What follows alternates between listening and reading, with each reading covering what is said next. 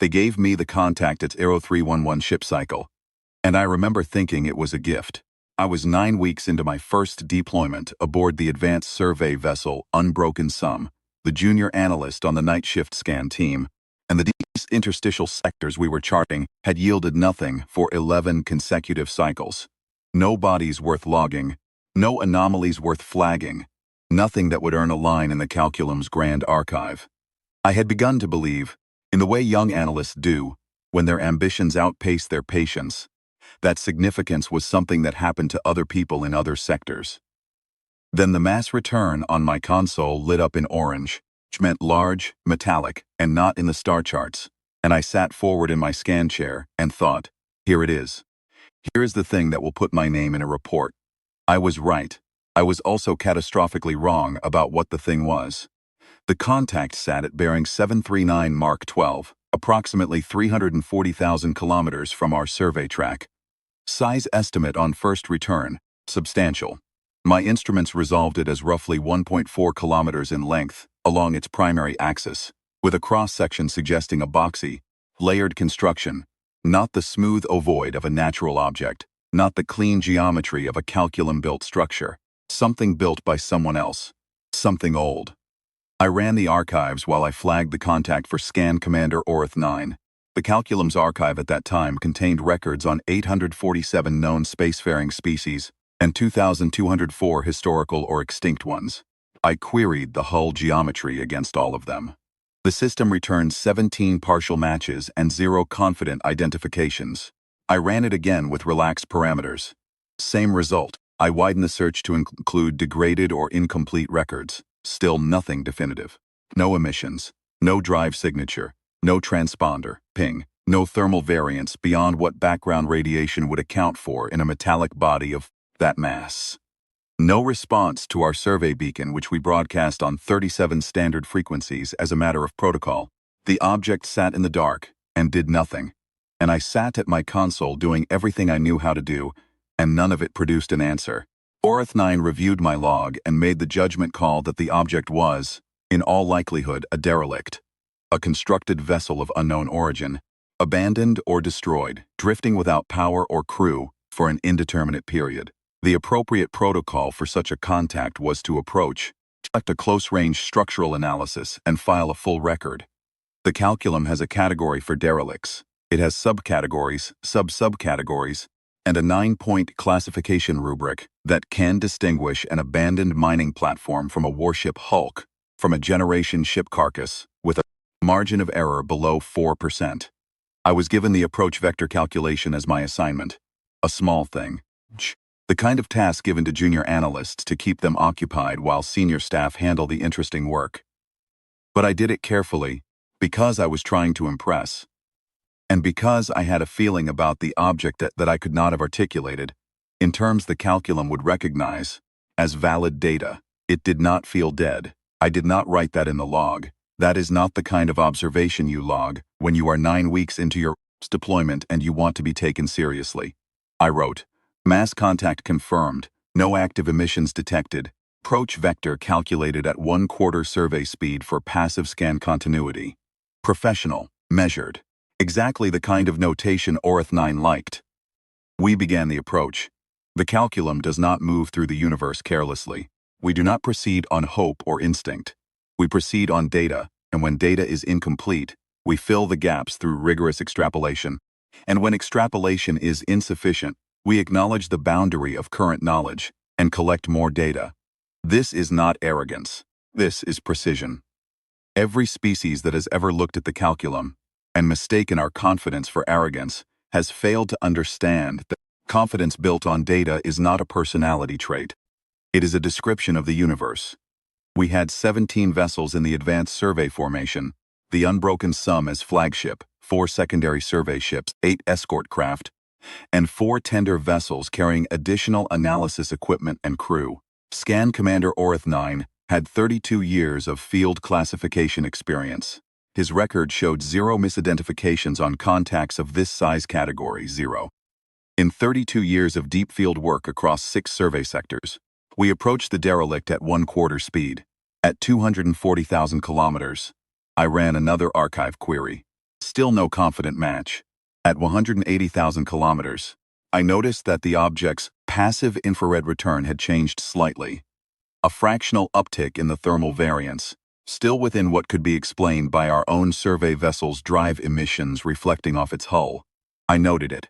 I did not flag it as anomalous. Too small a change.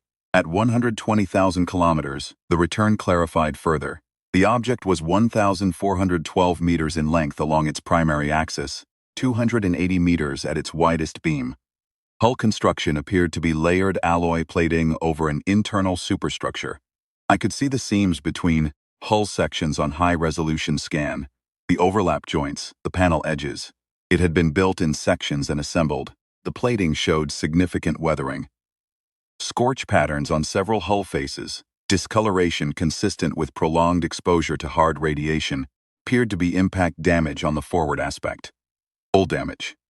Long healed in whatever way metals heal, which is to say they don't. They simply stop changing and wait. At 80,000 kilometers, I saw what I first took to be a trick of scan resolution. Structures along the hull that I had been reading as degraded cargo rails or external conduit runs resolved into something else entirely when the range closed enough to distinguish fine detail. They were weapon housings, long, recessed, shuttered, but unmistakably weapon housings, the kind designed for directed energy armament at scale. I counted 11 visible installations on the dorsal face alone and began to understand that the hull I had been categorizing as a freighter or transport was not one. I flagged this in the log. In real time, as calmly as I could manage. Orath 9 reviewed it. He increased our approach to 3/4 caution speed, not halting the approach, slowing it. He queried the weapons pattern against the archive, same as I had, and got the same inconclusive result. No confident match. He made a notation that the weapons housings were shuttered and showed no power signature, consistent with a dead system aboard a dead hull, and that approach would continue. At 40,000 kilometers, I stopped logging for 40 seconds, because I was looking at the hull and trying to understand what I was seeing without the intermediary of the instruments. It was the biggest constructed object I had ever seen in the field. Not in a record, not in a training simulation. In the field, with my own instruments, close enough that the mass return was filling my primary display without need for scale adjustment. 1,412 meters. The unbroken sum is 290 meters long. The object we were approaching was almost 5 times our length, and wide in proportion, and deep, a ship, built to carry something that required mass and armor, and weapons and internal volume on a scale I had no personal referent for.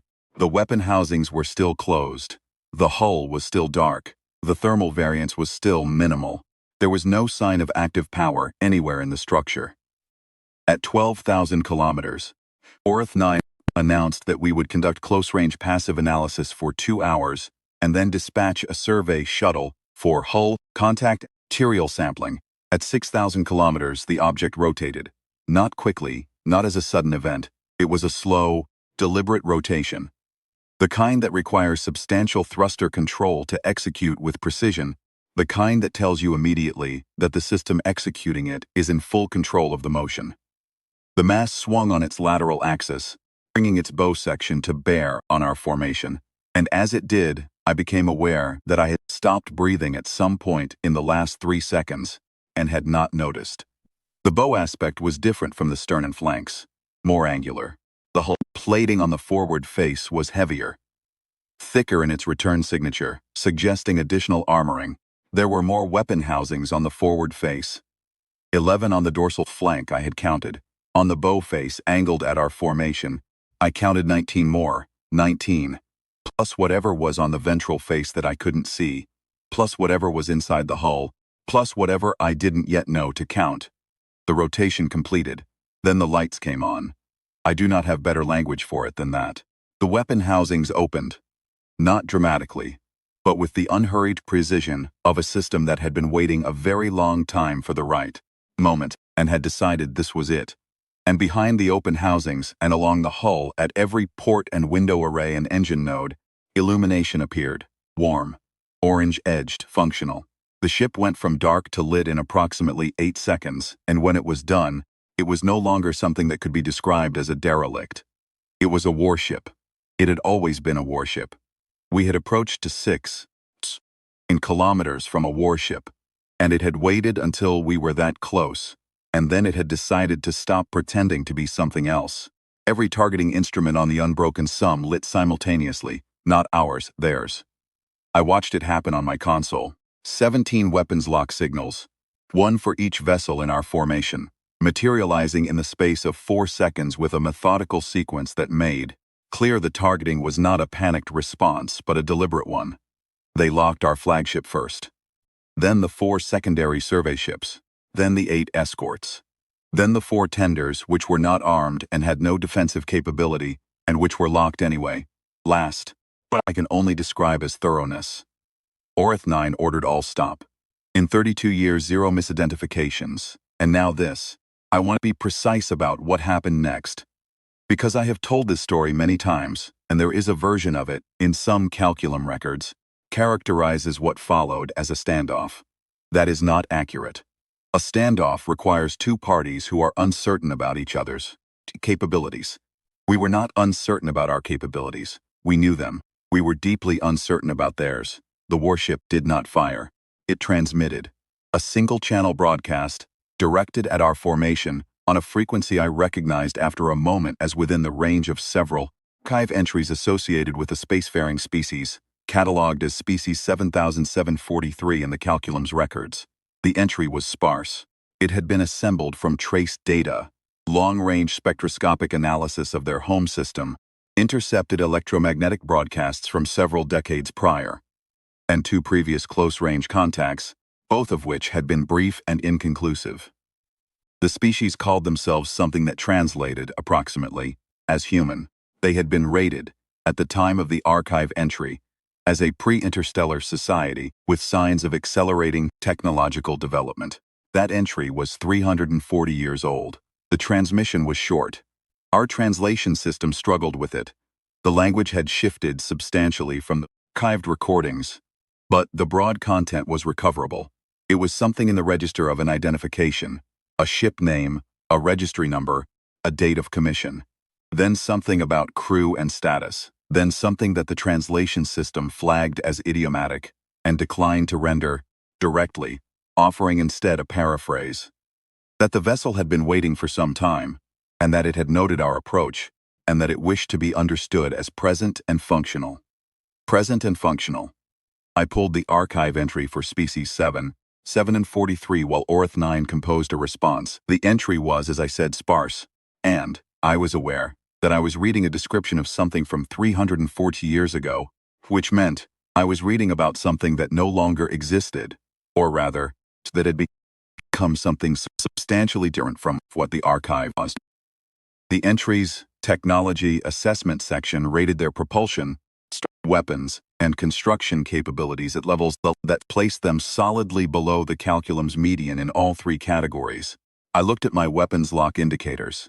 I looked at the hull on my display, 1,412 meters, its lighting now fully resolved into something I could categorize, with much more precision than I had been able to, at 120,000 kilometers. There were 847 visible window and port arrays on the hull faces I could see. The weapon housings were open, and what was inside them was not matching any archive entry I could find for species 7743's known armament types. Not matching any entry in the archive at all, in any species category. I thought about the 340 years. A species rated at Calculum median minus in all relevant categories 340 years ago.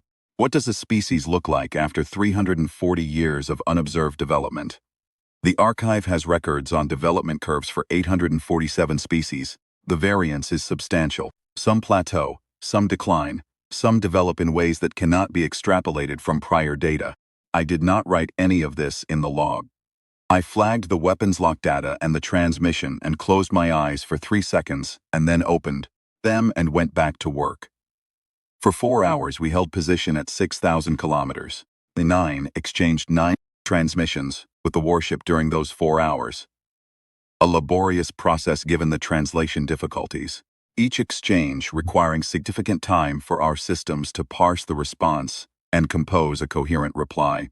I was assigned to the translation support team for the duration, which meant I heard every exchange as it was processed, not as a clean summary after the fact, but as fragments and provisional renderings and corrections and re-renderings, all of which I will try to represent as accurately as I can.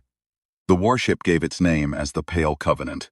Its registry identified it as a vessel of something called the Wardenship of Sol, an organization we had no archive entry for, which itself told us something. Its commission date placed it as constructed approximately 380 years ago, which meant it had been operational for 380 years, and adrift by its own account for 340 of them. A navigational failure during an early long-range jump test. The ship had emerged from the jump corridor approximately 12 cruising light years from any known human settlement, with no functioning jump drive and no ability to broadcast at sufficient power to reach human space. 340 years it had drifted. I want you to understand what that means. 340 years. The archive entry on Species 743 was compiled early in that period. The humans who built the Pale Covenant were alive when that entry was filed. Their descendants, if the ship carried biological crew, which the translation exchanges suggested it did, had been born and grown old and in some cases died aboard that hull while it drifted in a sector that no one had charted, in a part of the galaxy that no one had visited, waiting. When we asked about the crew, the response was, and this is the translation system's rendering, which I have always believed was accurate, even if imprecise, that the crew was present and well, and had been waiting for contact for some time, Trent. That they had continued maintenance and training throughout the drift period. That they had done this because the ship was a warship, and a warship's crew maintains readiness, because that is what a warship's crew does, regardless of circumstances. Regardless of circumstances. Orith 9 asked, through the exchange process, whether the ship required assistance. The response, translated, they did not require assistance, but they would appreciate the transmission of a navigational chart of sufficient resolution to allow them to calculate a route home. They asked for this with a formality that the translation system flagged as unusual, a specific chip linguistic register that it identified as associated with official requests between institutions of equivalent standing. We are the Drath Calculum. We have classified 847 spacefaring species. We are equivalent in standing to none of them. We exceed them. I did not say this, I thought it. I had been thinking it, in one form or another, since I was a student. It is what the Calculum teaches, not as a boast but as a fact. Our archive, our methodology, our precision. We exceed them. We have always exceeded them. Then I looked at my weapons lock indicators, which had not changed in 4 hours. 19 housings on the bow face, all open, all pointed at our formation, all holding lock with the same unhurried patience with which the ship had waited 340 years in empty space. And I thought, what does it mean to exceed a species whose warship was drifting without power in an uncharted sector for 340 years, and whose crew during that time maintained readiness? What does their readiness look like now? Orith 9 consulted with the formation commanders. Consultation took 1 hour and 40 minutes. I was not party to it, but I have reviewed the logs since, and I can tell you that the consensus position, reached by 12 senior officers with a combined 290 years of Calculum field experience, was the following.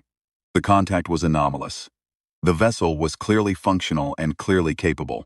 The crew had demonstrated patience and precise weapons management.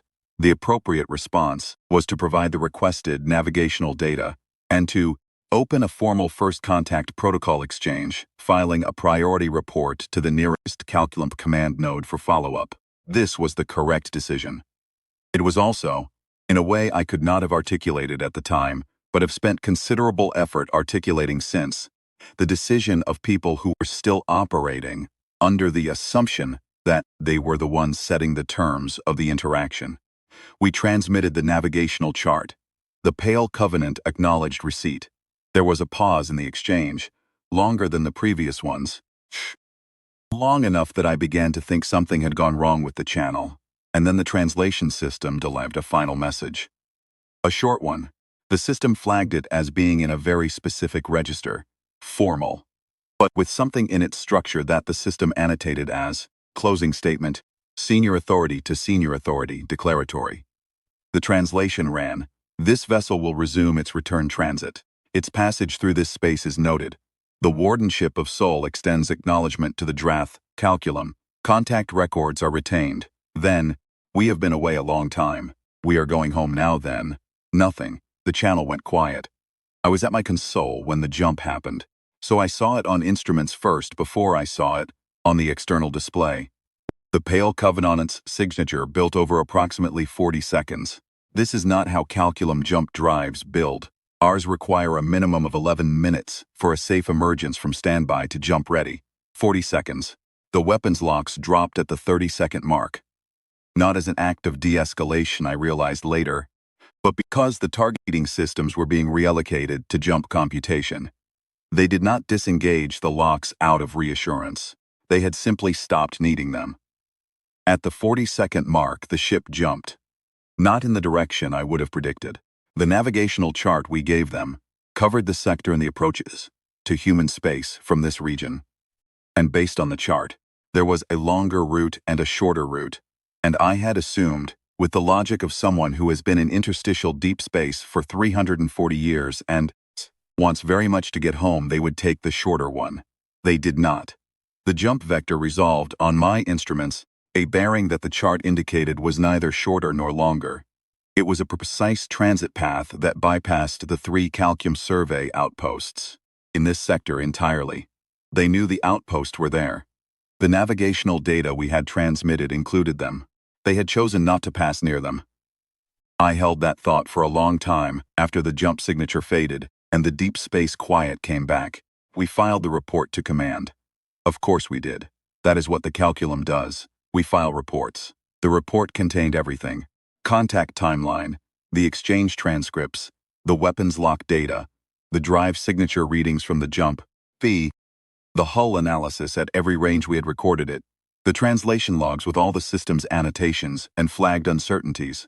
It also contained my archive query results, which showed no confident species identification at initial contact, and an updated assessment cross-referencing the Pale Covenant's observed capabilities against the 340-year-old entry for species 7743. The archive system updated the entry automatically based on our contact data.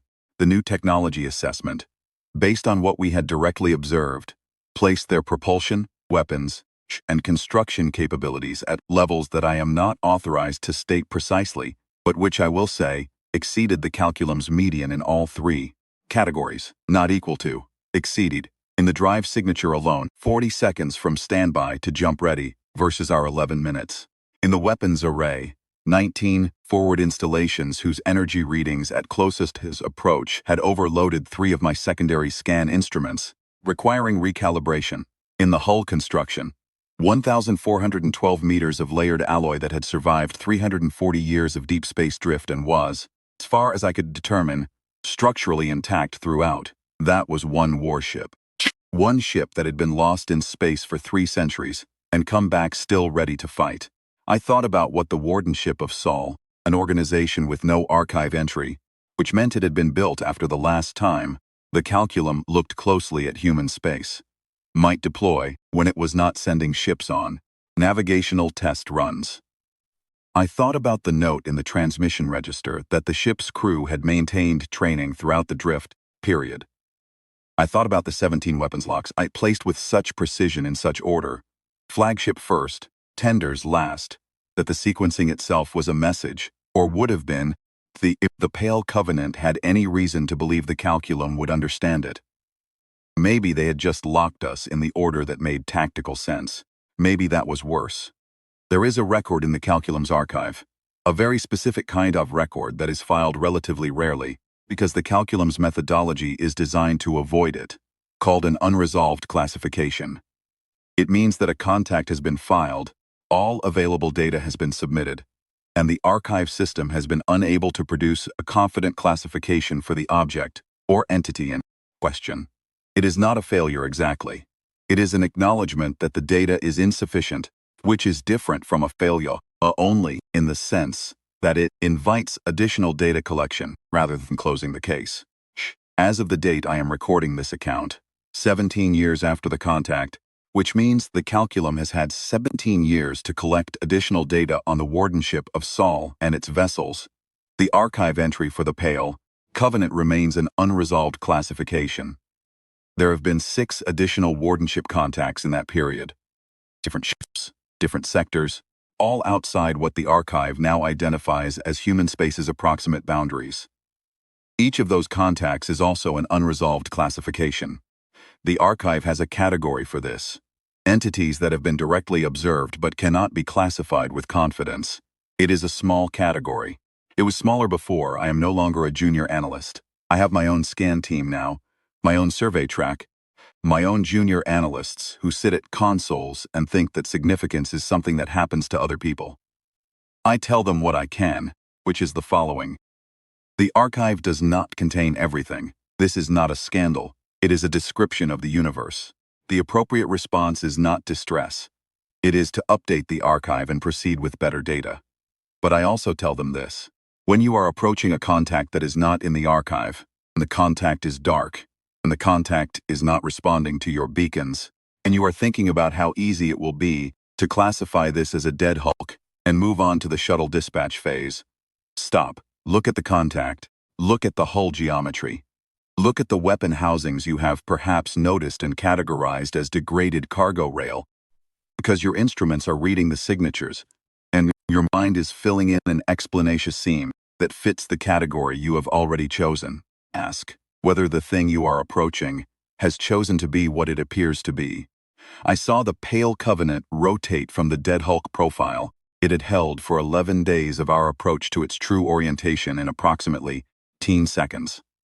I saw its lights come on in 8 seconds more. I watched a ship that had drifted for 340 years come fully online in under a minute and lock 17 targets with a precision that I am still, 17 years later, not entirely able to explain with reference to anything in the archive. The Calculum has a phrase for an event that forces a revision of a previously confident classification, a clarification of record. When we filed the report on the Pale Covenant contact, the command node designated it a clarification of record for all prior assessments of species 7743. I have thought about that designation a great deal. A clarification of record implies that the previous record was incomplete but directionally correct, that you were roughly right and have now been made more precisely right. I do not think that is what happened. I think we filed an entry on a pre-interstellar species with accelerating technological development and then did not check on them for 340 years.